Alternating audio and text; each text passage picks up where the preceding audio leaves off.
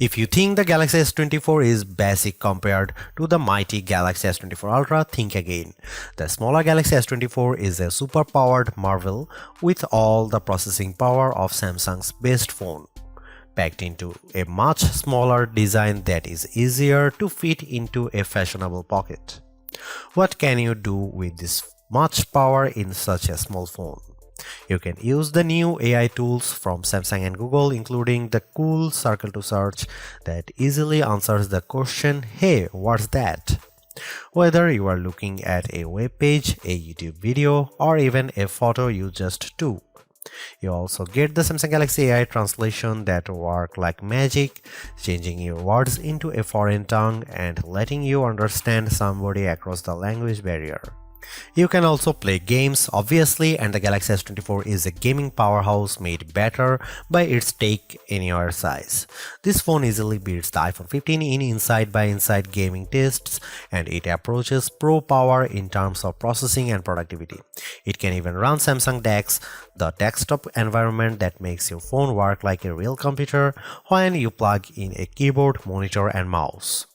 While Apple screams on the CPU in its iPhone 15 and 15 Plus, giving those phones last year's processor, Samsung endows every Galaxy S24 phones with the same Qualcomm Snapdragon 8 Gen 3 chipset, at least in the US.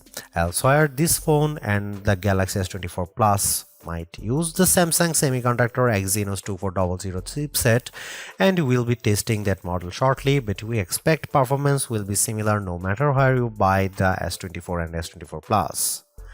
The result is a phone that not only runs fast but also runs a long time, as we have seen great battery performance from phones with the latest Snapdragon on board. In battery life, the Galaxy S24 easily beats competitors at this size and price, lasting hours longer than the iPhone 15 or Pixel 8. The Galaxy S24 has a display that can crank out terrific brightness, though it isn't brightest or the sharpest display you will find. I had no complaints, even though I need to wear my reading glasses to read fine print at the highest resolution setting on the Galaxy S24. The display looks brilliant no matter how bright or dim it was set. For cameras, the Galaxy S24 can't compete with the Galaxy S24 Ultra, a phone that costs $500 more in the US, but it has the specs and features to take on the latest Pixel, and iPhone 15 fans should be jealous of the real 3x zoom lens that the Galaxy offers.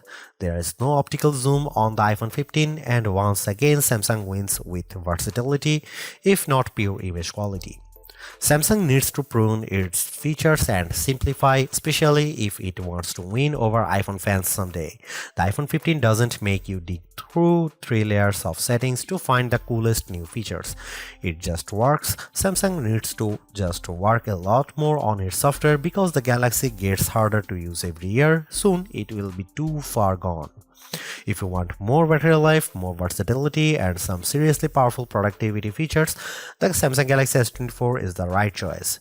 If you don't care about all the extras and just want a phone that nails the basics, there are simpler and more elegant options available from Apple and Google, but Samsung gives you a sense of the possibilities that are coming in the future. You just have to drag the phone out of the past to find it. The Samsung pendulum sways back and forth between copying Apple and striking out on its own. This year, the Galaxy S24 is much closer to the iPhone 15 design than it has been in many years, while the S24 Ultra looks just a bit more unique. It's the curve at the corners of the display that really bring home the similarity. The Galaxy S24, like an iPhone, is well-rounded at the corners, while the S24 Ultra is all right angles. This is not a terrible thing, it just isn't very unique. At least Samsung has some nice colors this year. My review unit came in the cobalt violet color, which is very pretty but a little sad, like the stormy purple Apple once used on its iPhone. More vibrant are the sandstone orange and amber yellow options. I wish they were a bit more saturated and prime, but they do look natural with a nice matte finish and texture to the back glass. The glass is unfortunately Gorilla Glass Victus 2, which was the best of the best last year, but now we have seen Gorilla Armor on the Galaxy S24 Ultra and it's hard to settle for less. My Galaxy S24 review unit already has a scratch on the back glass and I don't have a case for this phone yet. Gorilla Armor is more scratch resistant and Samsung has done a great job reducing reflections and glare, but only on the Ultra model. Samsung still does a great job keeping its phones thin and light. This is no Ultra, and if you want a phone you can use with one hand, the Galaxy S24 is a great option. It's thinner than the iPhone or Google Pixel, and it's also the lightest of the bunch.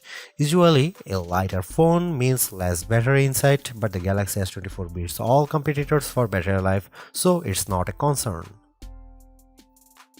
Samsung is a perennial favorite when it comes to smartphone displays, and the Galaxy S24 is no disappointment, but it also isn't the clear winner in any aspect. I enjoyed reading web pages, playing games, and editing photos on the smaller screen, and even small text was legible and sharp. The screen was also plenty bright, even in outdoor sunlight, taking photos with the camera. Samsung is not giving us the sharpest display with the Galaxy S24, and it's odd for the company to fall behind a bit. The Google Pixel 8 and iPhone 15 both have a higher pixel density, making them technically sharper, though you might not notice the difference. The Galaxy S24 can get brighter than both of those phones, but OnePlus is pulling some 4500 nit magic out of its hat with the similarly priced OnePlus 12, so Samsung isn't the resounding brightness winner.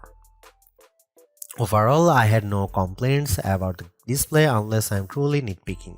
In our official lab tests, the Galaxy S24 had a wider color gamut than any competitor. Samsung is still sticky about Dolby Vision HDR support, which is what Netflix favors, but HDR10 Plus content look great and you can find that on every other major streamer.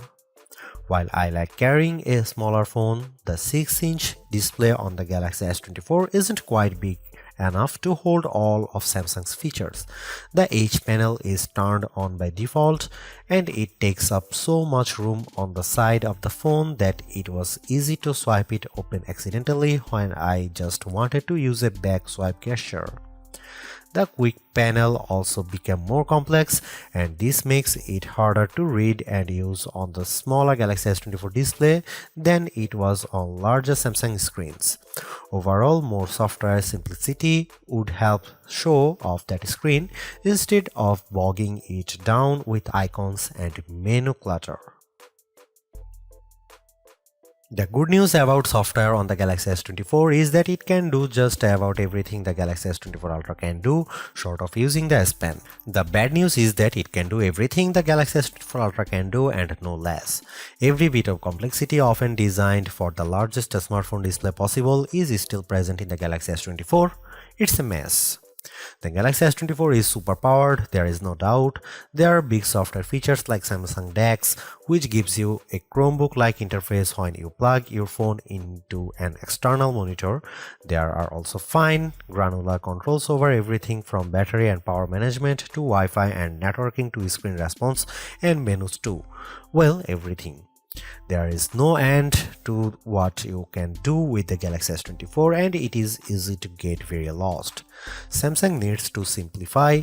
There are too many features that are impossible to find, like wireless power sharing, which should let me charge my earbuds by setting the case on top of my Galaxy S24.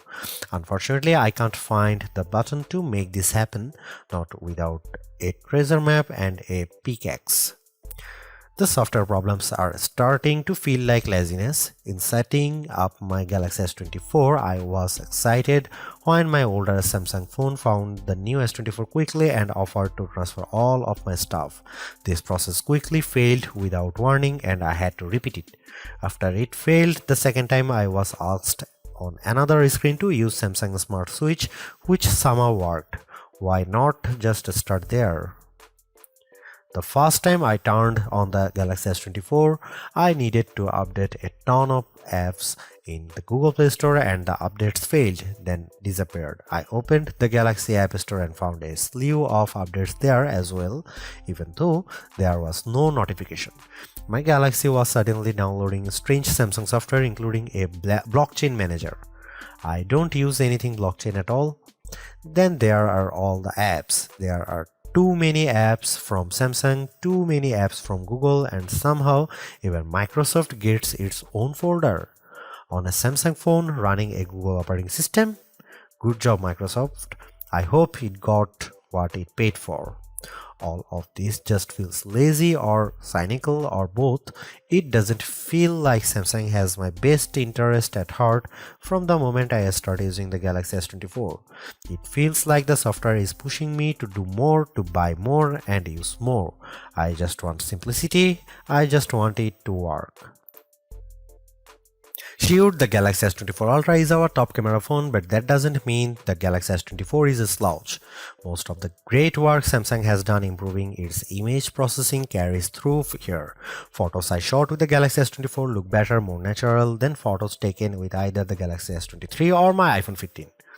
You also get a real zoom lens with the Galaxy S24 and it helps a great deal. Having a real 3x zoom brings you closer to the field on the stage even if the zoom lens is paired to a awfully small sensor that produces images with more noise and blur than I'd like. No matter, neither the Pixel 8 nor the iPhone 15 has optical zoom around back, and real zoom is always better than digital zoom, all things being equal.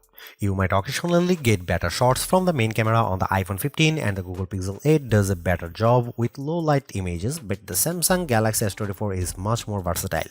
I actually find Samsung's different camera modes like the food mode or the dual camera video recording mode to be fun and useful. My baked goods look detectable when I shoot them with the Galaxy and the dual cameras video is great for reaction shots with my kiddo.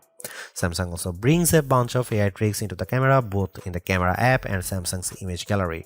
I wish there weren't two photo apps including Google Photos, but here we are. Unlike the Pixel which gives you AI editing in Google Photos, Samsung keeps its Magic Editor software in the gallery.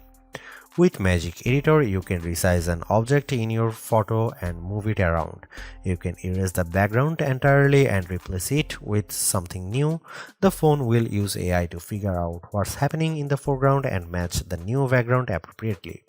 There is also a tool that adds more background to an image if you rotate it and end up with blank space. In practice, these are surprisingly useful. I like erasing spectators in the way when I am trying to see my kid on the field. The generative AI did a nice job without a heavy hand, and the results usually looked natural enough. I hope Samsung doesn't go too much further into creating fake imagery, but the Galaxy S24 will affix a watermark to images that have been edited using AI. Here you can see some camera samples.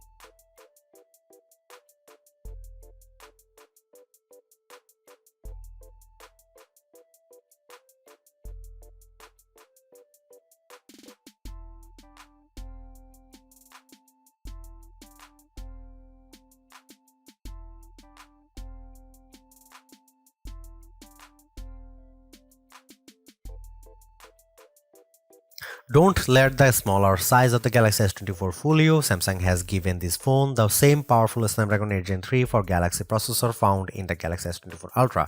It's even overclocked a bit compared to the same processor in competitors' phones like the OnePlus 12, so it will outperform any other Android you will find and any iPhone 15 that isn't a Pro model.